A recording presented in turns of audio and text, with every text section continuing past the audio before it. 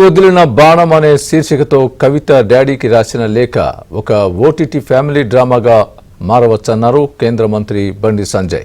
ప్రజల్ని బీజేపీ జైలుకు పంపదు, చట్టం పంపుతుందన్నారు. కాంగ్రెస్, బీఆర్ఎస్ తెలంగాణను విఫలం చేశాయన్న ఆయన ఇప్పుడు ఆ రెండు పార్టీలు బీజేపీని నిందిస్తున్నాయని విమర్శించారు. కుటుంబ పాలనను బీజేపీ ఎల్లప్పుడూ వ్యతిరేకించిందని గుర్తు చేశారు. కుటుంబ పార్టీలు వారి వ్యక్తిగత సంక్షోభాలను ప్రజా భావోద్వేగంగా మార్చడానికి ప్రయత్నిస్తాయన్నారు. ప్రతి సర్వేలో బీజేపీ గ్రాఫ్ పెరుగుతోందన్నారు. ప్రజలు నిజమైన మార్పు, అభివృద్ధిని కోరుకుంటున్నారని చెప్పారు.